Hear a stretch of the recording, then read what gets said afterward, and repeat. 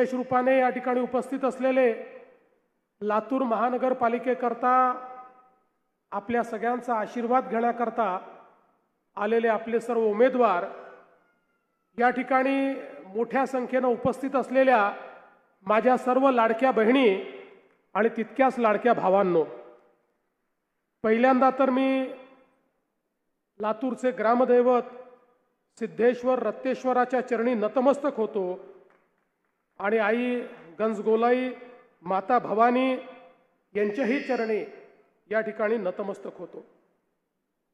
खरं म्हणजे लातूर ही एक अशी भूमी आहे की ज्यांनी या महाराष्ट्राला खूप मोठ्या प्रमाणात नेतृत्व दिलं। आपल्याला कल्पना आहे, या ठिकाणी चाकूरकर साहेबांचा उल्लेख झाला। चाकूरकर साहेबांचं जर आपण एकूण राजकीय आयुष्य बघितलं तर ज्या प्रकारे नगराध्यक्षापासनं तर लोकसभेच्या अध्यक्षापर्यंत आणि महाराष्ट्रातल्या मंत्र्यापासनं देशाच्या गृहमंत्र्यापर्यंत त्यांनी ज्या पद्धतीनं कारभार चालवला, राजकारणामध्ये अशा प्रकारचे लोक हे आपल्याला विरळ दिसतात।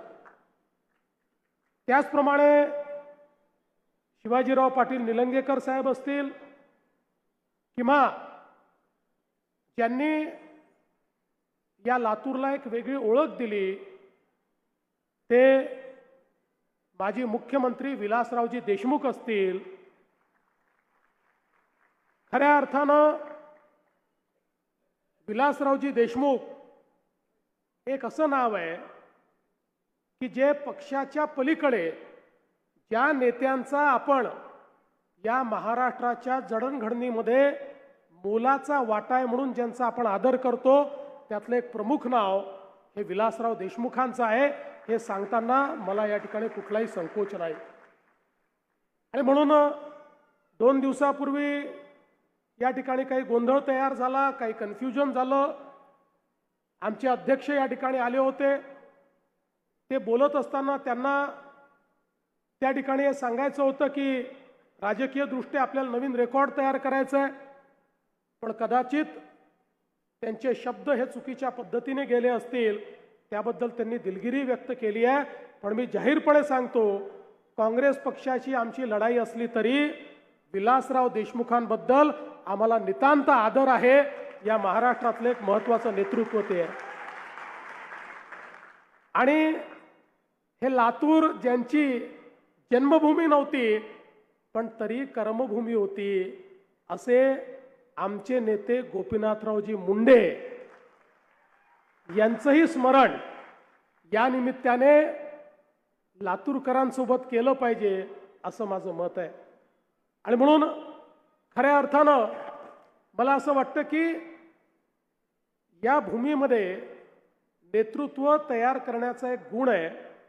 आणि म्हणूनच आजही आपण पाहतो, मंचावर बसलेली जी आपली नेते मंडळी आहे, या प्रत्येकाने अतिशय चांगल्या पद्धतीनं या लातूर शहराच्या आणि लातूर जिल्ह्याच्या विकासाकरता या ठिकाणी काम केलं। खरं तर बंधू भगिनींनो, आता या ठिकाणी महानगरपालिकेची निवडणूक आहे।